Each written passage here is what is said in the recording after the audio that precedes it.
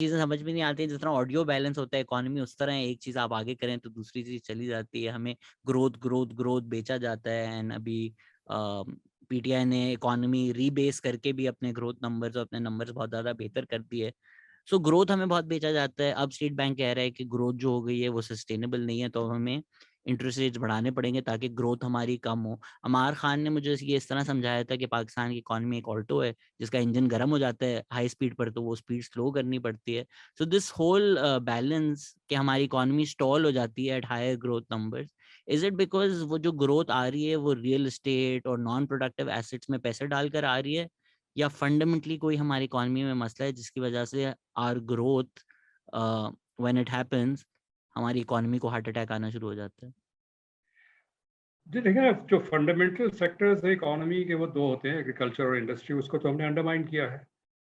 Growth जो है वो तो सट्टेबाजी से आ रही है, कैसीनो इकोनॉमी क्रिएट की है, वहाँ से ग्रोथ आ रही है, तो वो तो फिर जाहिर है अनस्टेबल होगा।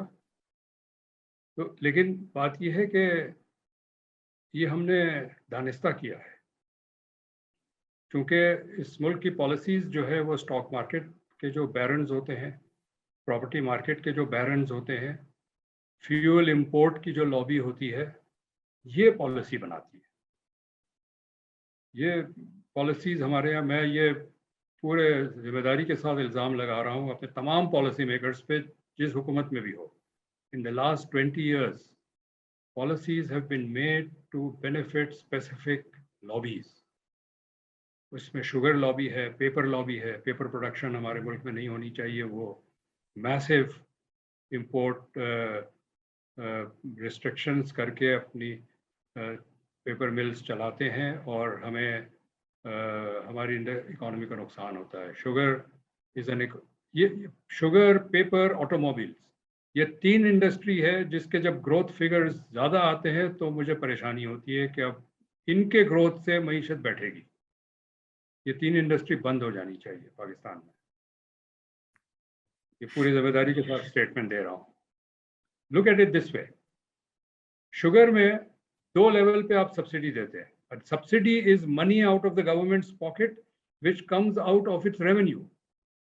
ठीक है, पहले आपने प्रोक्योरमेंट प्राइस शुगर केन की हाई रखी है, तो ज़्यादा एकरेज जाता है शुगर केन में, ज़्यादा आउटपुट होता है।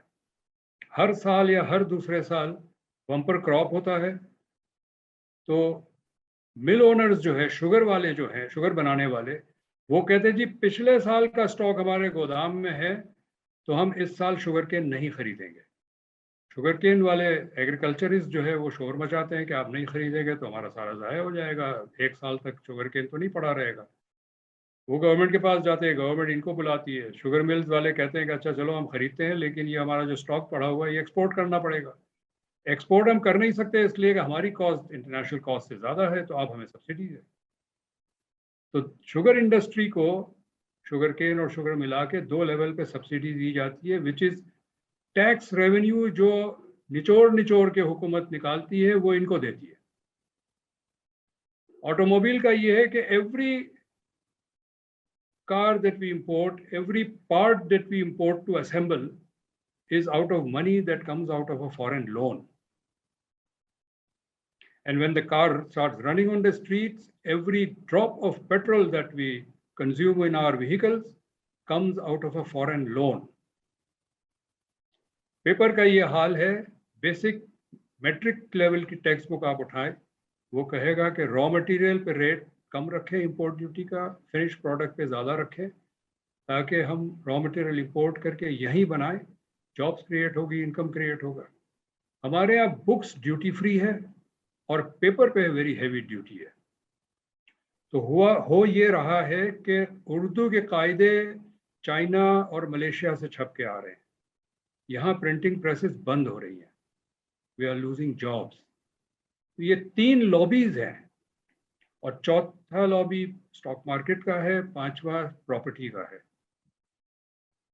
ये पांच लॉबीज जो है मुल्क की पॉलिसीज बनाते हैं, और इन पांच लॉबीज डायरेक्टली जिम्मेदार है मईशत के बैठने का। शुगर